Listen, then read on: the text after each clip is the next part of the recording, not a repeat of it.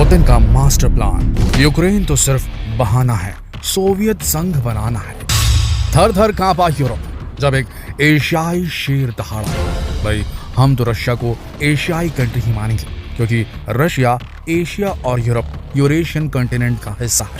77% Russia जो है वो एशिया में पड़ता है और 23% यूरोप में पड़ता है। जानते हैं उस 23% में कितना बड़ा भाग है यूरोप का? रशिया यूरोप का ऑलमोस्ट 40% हिस्सा कंट्रीब्यूट करता है। मतलब ताकतवर कितना है यूरोप में रशिया, ये आप खुद समझ सकते हैं। वेस्टर्न मीडिया और अमेरिकी नेतृत्व पुतिन के यूक्रेन के खिलाफ मिलिट्री ऑपरेशंस को पुतिन का पर्सनल मिशन मान रहे हैं। उनका कहना है कि पुतिन कोल्ड वॉर की हिस्ट्री को फिर से लिखना चाहते हैं, लेकिन इस बार कलम रूस की होगी, ये तो पक्का है। दुनिया की सुपर पावर्स अमेरिका और नेटो कंट्रीज रूसी आर्मी को रोकने की हिम्मत ही नहीं जुटा पाए। बाइडेन बार बार इस पूरे सिचुएशन के पहले लगभग गीदड़ भक्की सी ही पंक्तियों में और रूस को नतीजा भुगतने की चेतावनी जरूर दे रहे थे, लेकिन अब उनका बयान भी बिल्कुल क्रिस्टल क्लियर है कि अमेरिकी फौज यूक्रेन में रशियन मिलिट्री के खिलाफ नहीं उतरेगी। यूक्रेन के राष्ट्र नेता जेलेंस्की लगभग धोखे की सिचुएशन में रहकर और आज कराह कराह कर कह रहे हैं कि उन्हें अमेरिका ने और 21 यूरोपियन देशों के राजनेताओं ने सीधे धोखे में रखा। यूक्रेन अकेला छूट गया। इससे अमेरिका की साख पर भी सवाल है दोस्तों। पहले अफगानिस्तान, फिर यूक्रेन, और यूक्रेन तब जब अमेरिका ने यूक्रेन को पब्लिकली आश्वासन दिया था कि उसे अमेरिकी सहायता मिलेगी, नेटो की भी सहायता मिलेगी। लेकिन अंत में यूक्रेन के हाथ अगर कुछ आया तो वो था सिर्फ अमेरिकी धोखा। विश्व बिरादरी में, इंटरनेशनल हलकों में अमेरिका अपने एलाइज का, अपने मित्र राष्ट्रों का हित नहीं देखता, ऐसा संदेश जा चुका है। फिर भले ही अमेरिका के साथ न दे पाने के पीछे उसकी अंदरूनी खस्ता हालत हो। इराक और अफगानिस्तान में लड़कर, रिसेशन की मार झेलकर, महामारी की तबाही देखकर, भले इन सारे फैक्टर्स की वजह से अमेरिका अब सुपर पावर न रहा हो, पर दुनिया में इसे यूक्रेन के साथ हुआ अमेरिकी धोखा ही माना जा रहा है। उधर अमेरिका की शह प्राप्त यूरोपियन कंट्रीज को अब डर सता रहा है कि पुतिन रूस की खोई हुई लेगेसी को वापस पाने की मुहिम पर निकल चुके हैं।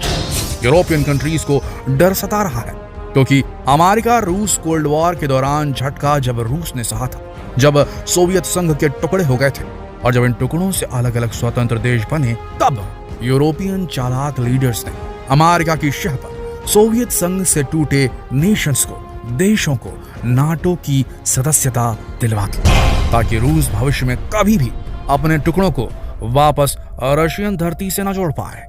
टिपिकल गोरों की राजनीति।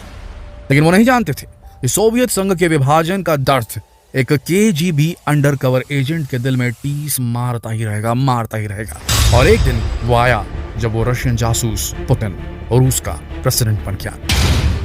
आज व्लादिमीर पुतिन का उनका मिशन नहीं बल्कि सपना का ही है। सोवियत संघ को वापस अपनी पुरानी लेगेसी दिलाना है, वापस उन टूट चुके टुकड़ों को रशियन भूमि के साथ जोड़ना है। पुतिन कई बार पब्लिकली, सार्वजनिक रूप से कह चुके हैं कि वो चाहते हैं कि मुझे मेरा सोवियत संघ चाहिए, मुझे मेरा यूएसएसआर चाहिए। तो क्या यूक्रेन पुतिन की इस बड़ी मुहिम का हिस्सा है दोस्तों?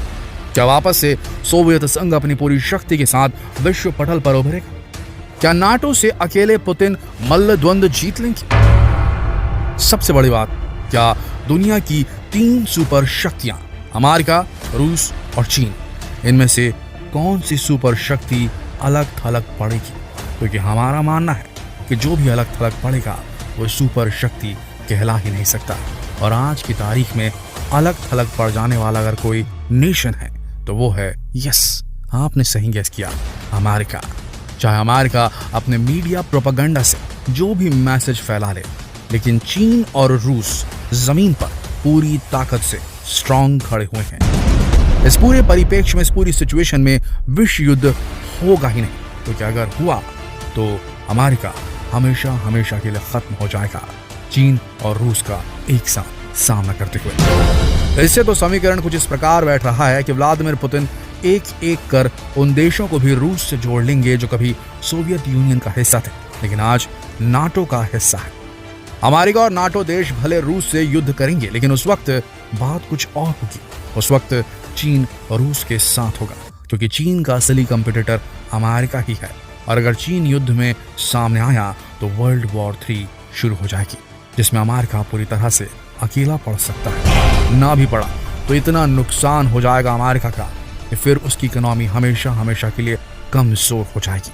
तो पॉसिबिलिटीज की बात करें तो यहाँ पुतिन का मिशन तो कुछ इस प्रकार सा ही लग रहा है कि यूक्रेन तो बस बहाना है, हमें तो पूरा यूएसएसआर बनाना है।